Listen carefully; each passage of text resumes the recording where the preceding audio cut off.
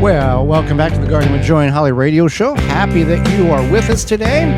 We're going to talk about the world of beans, edible pod, and hard shell. But first, a word from our Honeybee Healthy friends at Honeybee Healthy. Since 2000, Honeybee Healthy Inc. has helped beekeepers maintain healthy and thriving hives. Attracting pollinators to your garden this year is as simple as hanging a hummingbird feeder with a mixture of sugar, water, and Honeybee Healthy Original. Don't be alarmed to see bees, birds, and butterflies standing together at the feeder. You can still do it this time of year. Yeah, pollinators coexist peacefully. Honeybee Healthy is offering a 10% discount on an 8-ounce bottle of Honeybee Healthy Original to the show's listeners. Enter code BEEGARDEN, that's BEE Garden, at checkout. For more information, mixing instructions, and more, visit honeybeehealthy.com. The world of beans. If you've ever dived into something like this is a pretty fascinating little world.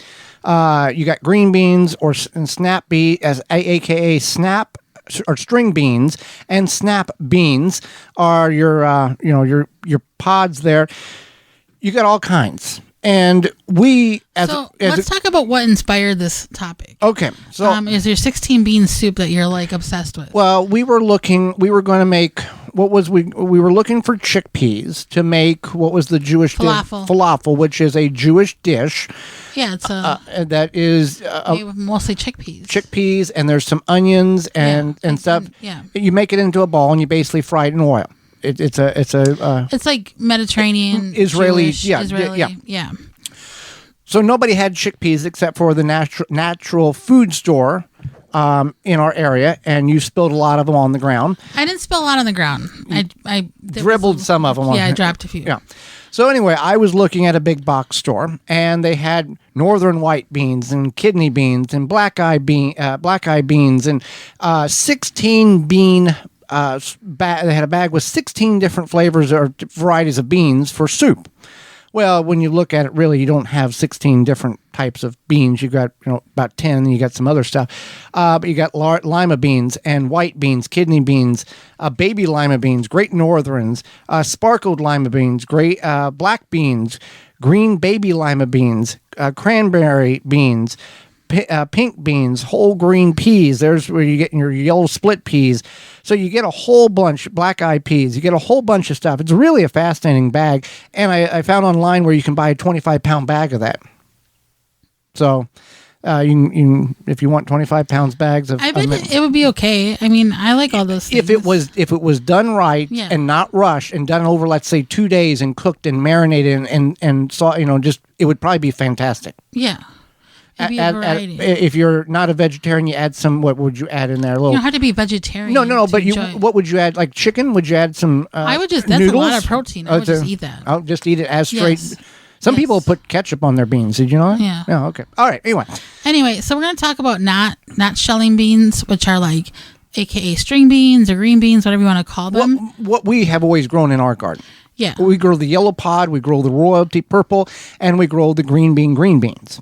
Pole beans and bush beans. So you can kind of identify these as because they're growing. They string down. So these are the ones that they grow on, what's it called, like a trellis. They're like a runner type bean where they run up a trellis. They're not a pole bean. Yeah, there we go. I couldn't think of the word. As opposed to bush beans, which are the shelling beans, which we'll get to. So green beans, string beans, snap beans, whatever, are long. They're rounded. They're usually green. Sometimes they're yellow or purple. And both can be on a trellis and in the bush. The edible ones. Right. You don't have trellising hard shell beans that I'm aware of. No. So one is like a French green bean, which is called haricot vert.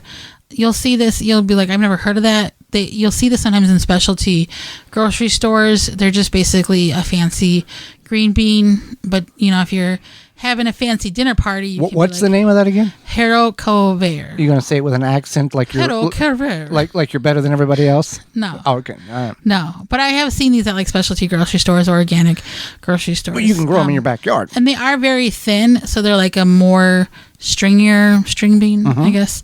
Long beans are like yard long beans or runner beans. They are actually a completely different family of plant from green beans, but they are similar in flavor. They look like green beans. They can be cooked in the same way. They get between 12 and 18 inches long, and the longer versions can get tough. So if you do grow like the long yard, do you call it yard beans? Yeah, yard long beans, yard long, which they can. fast. You said 18. I've seen descriptions where they can get 36 inches long, an actual yard long. Now that is again based on environmental conditions will determine on any of these beans if they're going to be chewy, if they're going to be tough, or if they're going to be tender.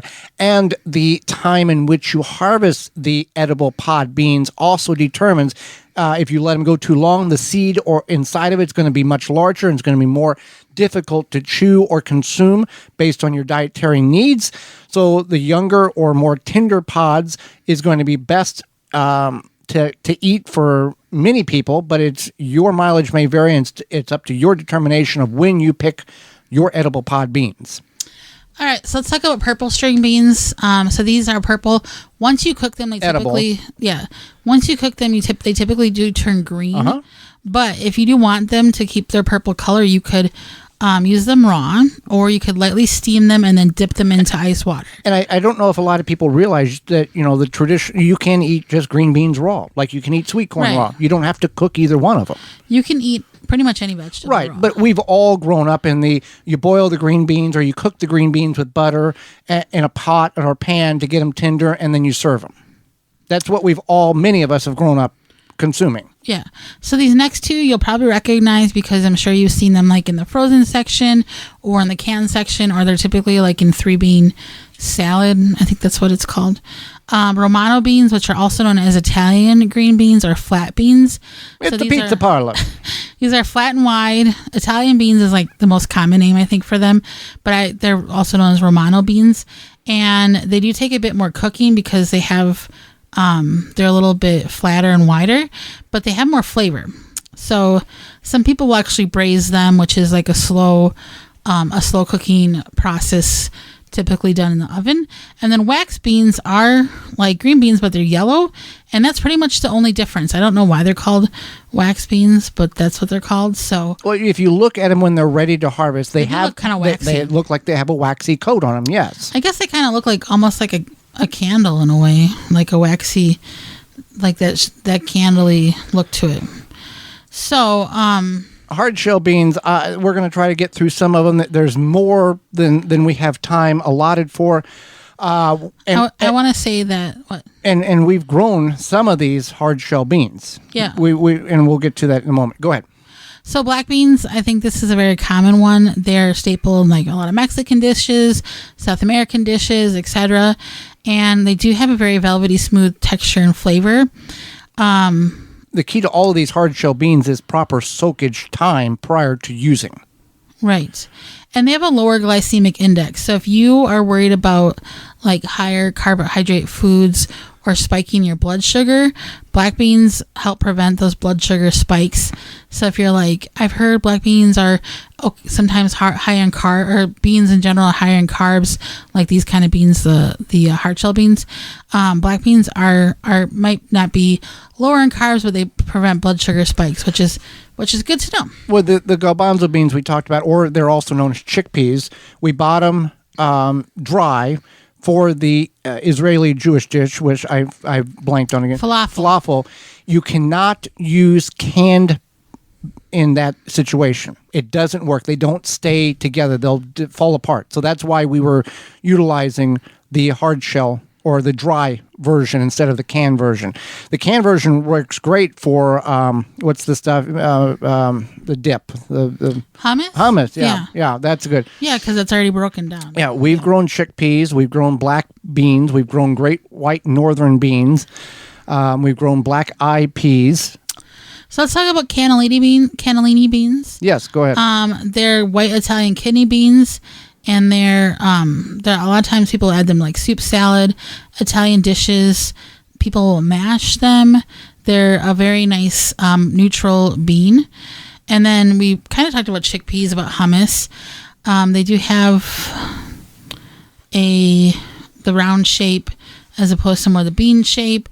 Now, these hard shell beans, they grow in a husk or they grow in a pod. And when the pod dries, for the majority of the growing life of the bean, it looks like a green bean or a yellow pod bean or a royalty purple bean. These particular ones you allow to dry on the vine. You don't pick them when they're green. You wait until the pod is very dry and almost opened up and the beans are almost falling out before you harvest them. All right, so let's talk about Great Northern beans. A lot of times these are mistaken for the cannellini beans or even navy beans, but these are less dense and have... Eat your navy... Isn't that what Elaine said? I like my navy beans. It was, right? That was Yeah. Elaine feeding her former boyfriend? Okay, so anyway, apparently, I didn't know this, and I'll have to talk about this in the last segment about what I learned, that they are mistaken for cannellini or navy beans, the Great Northern beans, and they're packed full of calcium. So if you're like, I need more calcium in my life. Don't take the pill, eat the bean. Yeah, eat the Great Northern bean. So that's a fun one. Kidney beans, a lot of people recognize these. They are used in chili, and they have so they have a lot of antioxidants like blueberries. A lot of people know that those have a lot of antioxidants. It's anything that's like that dark purple, red color. So it would make sense that kidneys have a lot of antioxidants, and they also have a lot of protein in them. So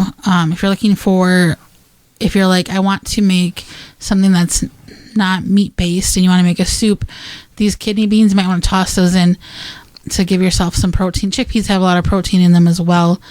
And, most beans do, but these have a kind of a higher amount. Now, I believe, and I didn't do a study on this, basically any hard shell bean that you want, you can get it in the dry version, in the bag, like 1 pound bags, or you can get it already in a can where it's already hydrated.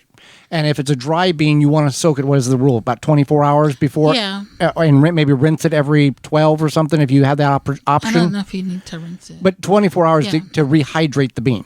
Yeah. If your recipe needs specifically the hard shell bean rather than a canned bean, and some of you may choose to go with the hard shell bean because it's more of a pure representation of the original harvest rather than what may have been done to the bean in the can. I think we should try the 16 bean soup. Okay. Anyway, lima beans. Yep. They get a bad rap, but they're not bad. They have a mild buttery flavor. They're a soft texture. They can turn to mush when cooked too long, and I think that's the problem with people who've had bad experiences with lima beans. Maybe they had overcooked. Somebody didn't know how to cook them? Yeah, that could be possible. That kind of makes sense. And then pinto beans, another one that is used in a lot of Latin cooking, and they have a lot of protein as well. This is what makes refried beans. But refried beans are not actually fried twice. No. There's a Hispanic word that means, I forget what the originality means, but it means to cook and then make sure it's cooked correctly the first time or something like that. Do we have time for one more? Go for it. Fava beans. All right. Do you know where fava beans are mentioned? No, where? In The Silence of the Lambs. Oh, okay. I think it's a movie where he says, I would like some fava beans and a nice Chianti or something. Okay. I don't know. But anyway, I'm not super familiar with fava beans, but they do have a sweet nutty flavor, and they're good. You have to remove their pods. Usually a lot of times you have to remove them from the pods. I don't think they're sold canned. I think you would have to buy these fresh. So the word on the refried beans, the word comes from the Spanish name for a dish. I'm not going to try to pronounce that, but it means well fried is what comes from. I mean, nobody is refrying beans. Basically, the beans are cooked and then they're mashed. Right, they're made. Yeah. But the Spanish word means well fried. I'm not going to try to. I like refried beans. I think they're delicious. Well, what you may have noticed is the days are getting shorter, nights are getting colder, and the lawn may have slipped your mind. But if you want a nice lawn and a nice bug-free environment next year, you're going to have to do something now. Well, summer, just because it's fall, we don't have to forget about our yards and those Japanese beetles either. They may be gone, but they're not far. Not only did they feast on your roses and berries this summer, they laid eggs on your turf so they can start again next year. You can take a stand with Phylum's Grub Gone. Grub Gone is a non-chemical BT granule that specifically targets scarab pests and their larvae. Simply apply the granule with a spreader, irrigate it into the soil, and let the naturally occurring bacteria do its job. Just not only is Grub Gone easy to use, but it is the only non-chemical choice that effectively control grubs. And the best part about it, it's non-toxic to bees, butterflies, and other beneficial insects. Grub Gone has no label restrictions to be used around flowering plants, so you don't have to worry about those beneficial insects picking up the toxicity of other products and taking in, because Grub Gone doesn't have that. You can find all this out at Grub Gone from PhylumBioproducts.com, the natural choice. That's PhylLLOM bioproducts.com.